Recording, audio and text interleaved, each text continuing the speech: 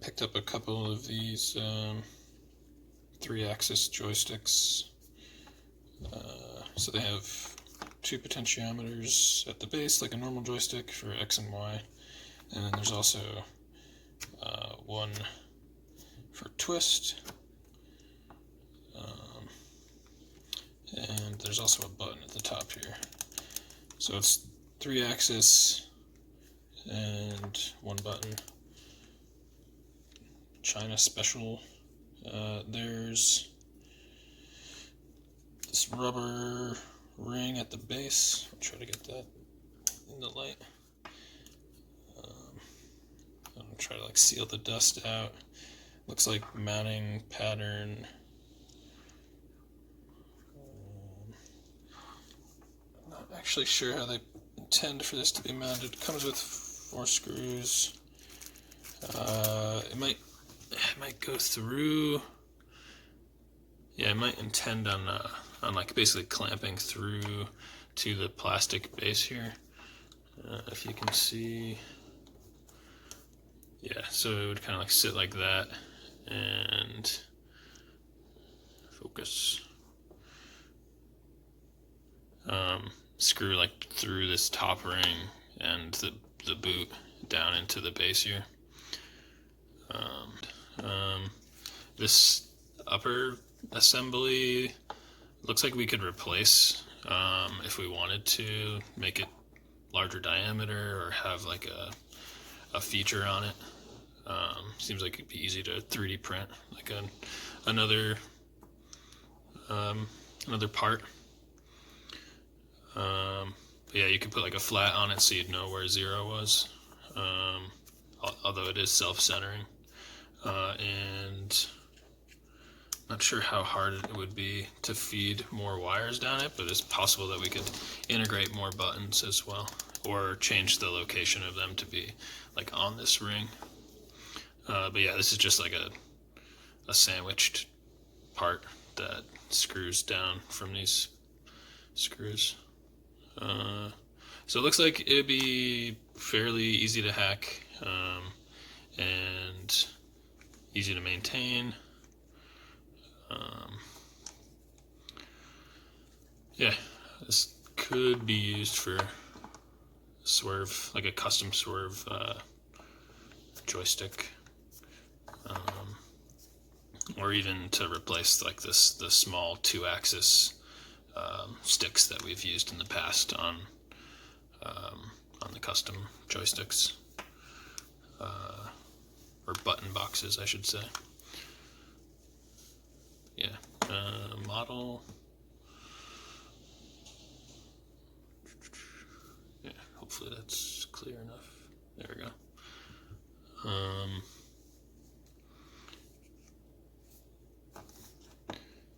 There's no identifying information on these potentiometers, so I don't know what, like off the top of my head, I'm not sure what the resistance is, but whatever, we just need them as a voltage divider, so actual value isn't critical usually.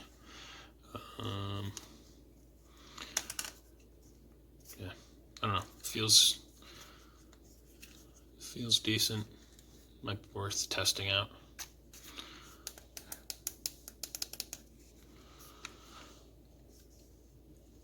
Yeah, definitely looks like it would be easier to integrate with than the tiny little kind of like gamepad joystick PCBs that we've used in the past.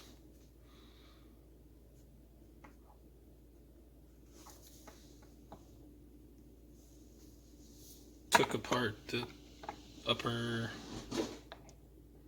like the 3rd-axis assembly, just 2 screws. I'll try to take a little bit more off, see if we can get more conductors through here. But it looks like 30 gauge wire that goes then down through the shaft and then comes out like inside this lower assembly. These blue wires are the push button contacts. So if we ran a common conductor for like ground or We could then tap off that and add more buttons. You just need to add one more wire per button, and yeah, and then this is the third axis. The potentiometer is underneath here, and then this is the self-centering mechanism.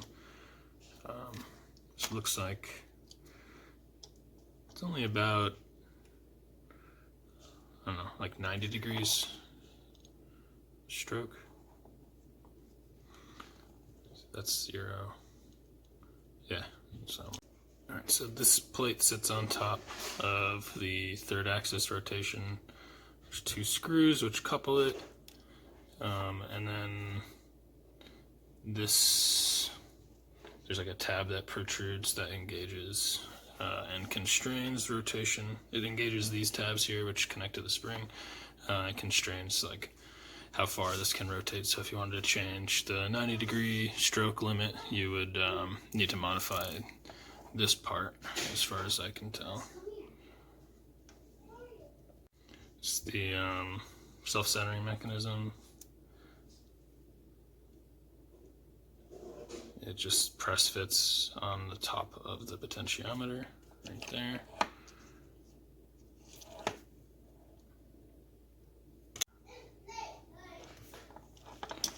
And I just loosen these screws. So this should bring I think the wires are limiting how far I can pull this out.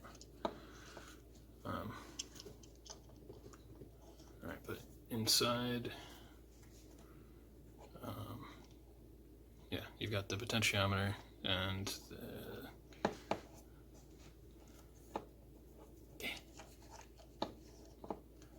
trying to feed some slack through here so you can see it, but yeah, heat shrink soldered connections for the potentiometer, but that just feeds straight down the main shaft for the joystick, along with the 2 conductors for the button. So looks like there's a little free space in there. You can put conductors in there. So it would probably be possible to add some more buttons onto this if we wanted to, which would be pretty neat. Yeah, looks like just 30 gauge Kynar wire, magnet wire. Cap. Underneath this cap is just a push button momentary switch. No PCB. I thought it was a PCB under there, but it's just the switch, and it says it's an Omron B3F. So I don't know if this is a fake, but name brand. Feels good. Okay, inside the base here, pretty normal. Fairly solid. These are plastic, and you can see the cables come out through a hole at the base and then route around and out the side, and then there's like a little clip on them to provide strain relief so that you don't remove the slack loop that you need. Other than that, pretty straightforward, nice compact little design.